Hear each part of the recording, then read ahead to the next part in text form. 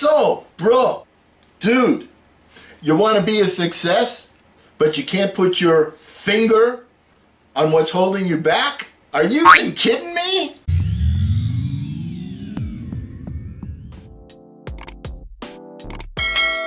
Hello again, everyone. I'm Eli's dad with Project Eli, where we educate, we lead, and we inspire. And no, I'm not effing kidding you. What we're going to do is we're going to go over some of the whys and becauses, some of the biggest things preventing us from effing getting where we want to go. So let's talk about that right now. First one, fear. A lot of people have been taught their whole lives that if they don't get something done right away, if it's not easily done, then they're going to be labeled as a failure. They're going to have the scarlet letter, only instead of being an A, it'll be an F on their shirt, or the big L on their forehead, as people like to say. You got to get rid of that fear. One of the things you have to realize is that before somebody succeeds at something substantial, worthwhile, it's not like they only tried it one time. They tried over and over and over and over. Walt Disney went through bankruptcy 7 times. Edison did 10,000 experiments before he created the light bulb. I don't have to go on and on and on with this. You know these stories, all right? The key thing is you've got to overcome that fear of failure, because failure is just one cobblestone on the road to success. And part of overcoming that fear is the frustration that you will unfortunately embrace. But the point is, how do you take that frustration? Do you take that frustration as something that's blowing your candle out?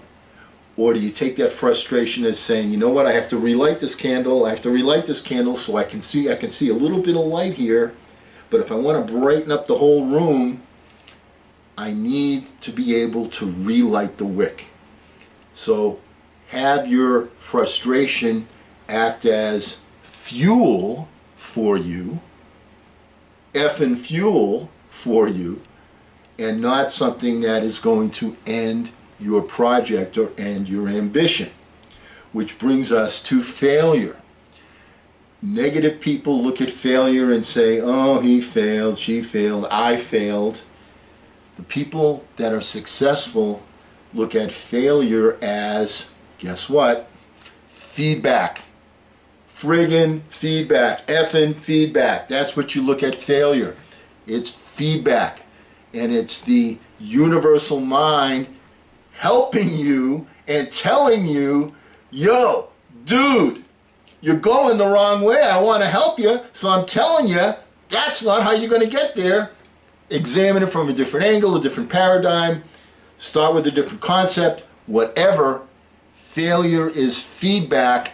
Failure is not the end result unless you allow it to be, which means you must have some faith. Faith is such a big word with only 5 letters.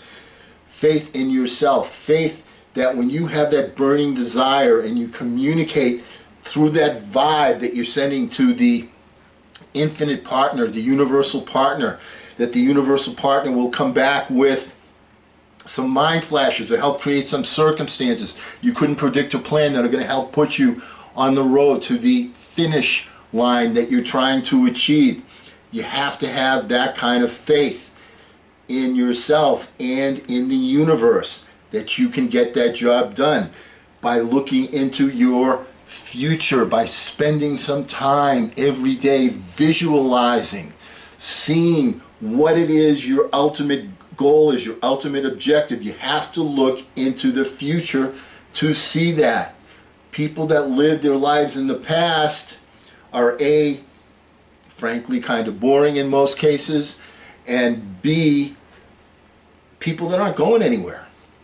All right? They're not going anywhere. They've resigned themselves to the fact that, hey, I'm on the effing treadmill and I'm going to stay there, and that's final. Okay? Get rid of that last F word. Get rid of the final.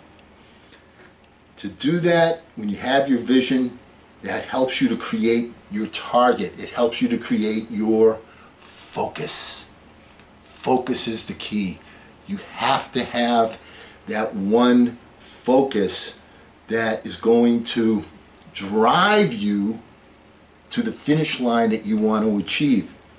And here's the sad news for you. Guess what? You're going to find that there are going to be more finish lines because you've created in yourself a foundation where every time you achieve something, the achievement is not the end result. It's the journey. It's going to the next place. It's the next success. It's the next challenge that you're able to overcome. In order to get your focus, one of the things you want to do when you're doing your visualization is do some foreshadowing. See what potential potholes and roadblocks and so on, and have a little bit of a different attitude that you know you're going to come up against some that are obvious, and there's some that are going to come just, hey, that's a new pothole, I didn't think of that one. That type of thing happens to all of us. It's part of the game.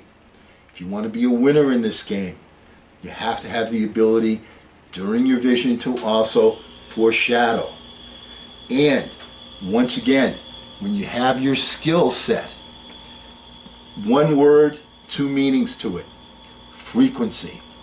You want to be doing things with a frequency that allows you to become excellent at that particular activity, so that you're doing it subconsciously, so that you don't have to think about, as an example, good basketball players like Steph Curry is an example. He's not thinking about the shot. He's taken a million shots. He's already done it. It's a subconscious act for him.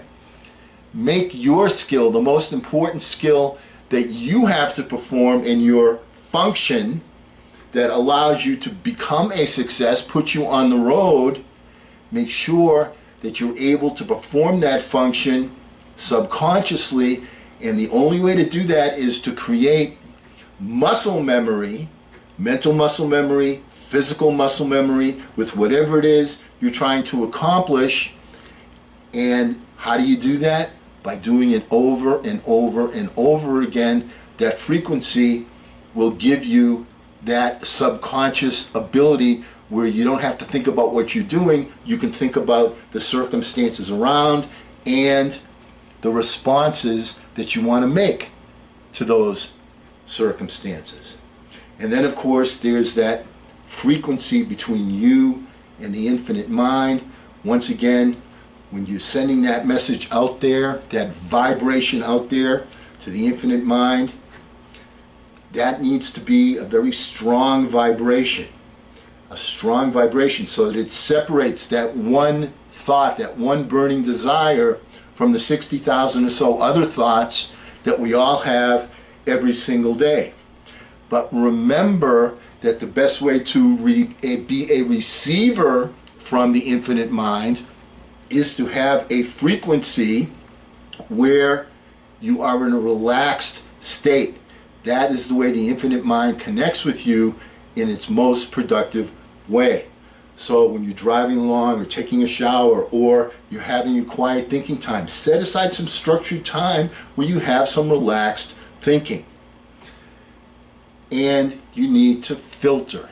You need to filter out things that are going to be distracting. You need to filter out people that are going to be negative. You need to keep yourself straight. You need to have a filter so that you can keep your focus.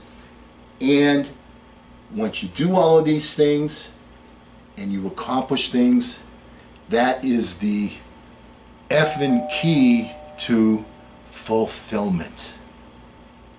Did that make any effing sense to you? I hope it does.